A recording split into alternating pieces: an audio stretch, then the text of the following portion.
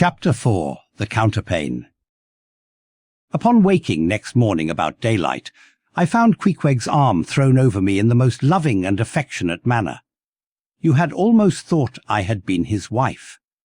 The counterpane was of patchwork, full of odd little parti-coloured squares and triangles, and this arm of his tattooed all over with an interminable Cretan labyrinth of a figure, no two parts of which were of one precise shade, owing, I suppose, to his keeping his arm at sea unmethodically in sun and shade, his shirt-sleeves irregularly rolled up at various times. This same arm of his, I say, looked for all the world like a strip of that same patchwork quilt.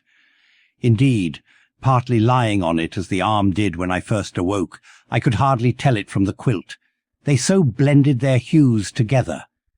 And it was only by the sense of weight and pressure that I could tell that Queequeg was hugging me. My sensations were strange. Let me try to explain them. When I was a child, I well remember a somewhat similar circumstance that befell me. Whether it was a reality or a dream, I never could entirely settle. The circumstance was this. I had been cutting up some caper or other. I think it was trying to crawl up the chimney, as I had seen a little sweep do a few days previous. And my stepmother, who, somehow or other, was all the time whipping me or sending me to bed supperless.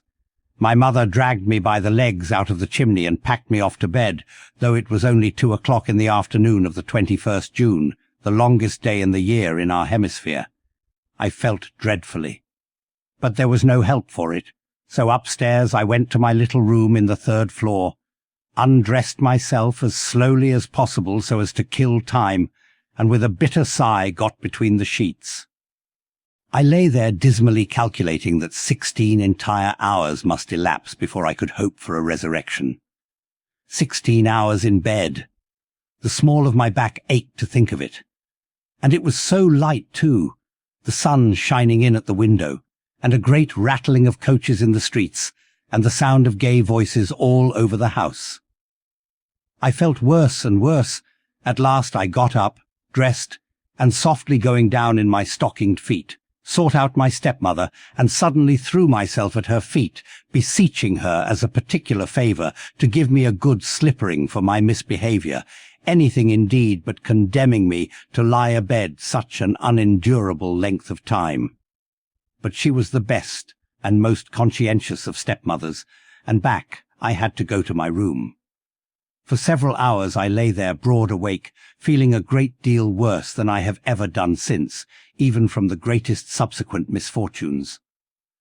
At last I must have fallen into a troubled nightmare of a doze, and slowly waking from it, half steeped in dreams, I opened my eyes, and the before sunlit room was now wrapped in outer darkness. Instantly I felt a shock running through all my frame. Nothing was to be seen, and nothing was to be heard, but a supernatural hand seemed placed in mine. My arm hung over the counterpane, and the nameless, unimaginable silent form or phantom to which the hand belonged seemed closely seated by my bedside. For what seemed ages piled on ages, I lay there, frozen with the most awful fears, not daring to drag away my hand, yet ever thinking that if I could but stir it 1 single inch, the horrid spell would be broken. I knew not how this consciousness at last glided away from me, but waking in the morning I shudderingly remembered it all, and for days and weeks and months afterwards I lost myself in confounding attempts to explain the mystery. Nay, to this very hour I often puzzle myself with it. Now, take away the awful fear, and my sensations at feeling the supernatural hand in mine were very similar, in their strangeness, to those which I experienced on waking up and seeing Queequeg's pagan arm thrown round me. But at length all the past night's events soberly recurred one by one in fixed reality, and then I lay only alive to the comical predicament. For though I tried to move his arm, unlock his bridegroom clasp, yet, sleeping as he was, he still hugged me tightly, as though naught but death should part us twain. I now strove to rouse him. Queequeg! But his only answer was a snore. I then rolled over, my neck feeling as if it were in a horse collar, and suddenly felt a slight scratch. Throwing aside the counterpane, there lay the tomahawk, sleeping by the savage's side, as if it were a hatchet-faced baby. A pretty pickle truly, thought I. A bed here in a strange house in the broad day, with a cannibal and a tomahawk. "Queequeg! In the name of goodness, Queequeg, wake!" At length, by dint of much wriggling and loud and incessant expostulations upon the unbecomingness of his hugging a fellow male in that matrimonial sort of style, I succeeded in extracting a grunt, and presently he drew back his arm, shook himself all over like a Newfoundland dog just from the water, and sat up in bed, stiff as a pikestaff, looking at me, and rubbing his eyes as if he did not altogether remember how I came to be there, though a dim consciousness of knowing something about me seemed slowly dawning over him. Meanwhile, I lay quietly eyeing him, having no serious misgivings now, and bent upon narrowly observing so curious a creature. When, at last, his mind seemed made up touching the character of his bedfellow, and he became, as it were, reconciled to the fact, he jumped out upon the floor, and by certain signs and sounds gave me to understand that, if it pleased me, he would dress first, and then leave me to dress afterwards, having the whole apartment to myself. Thinks I, Queequeg, under the circumstances, this is a very civilized overture. But the truth is, these savages have an innate sense of delicacy, say what you will. It is marvellous how essentially polite they are. I pay this particular compliment to Queequeg because he treated me with so much civility and consideration while I was guilty of great rudeness, staring at him from the bed and watching all his toilette motions, for the time my curiosity getting the better of my breeding. Nevertheless, a man like Queequeg you don't see every day. He and his ways were well worth unusual regarding. He commenced dressing at top by donning his beaver hat, a very tall one by the by, and then, still minus his trousers, he hunted up his boots.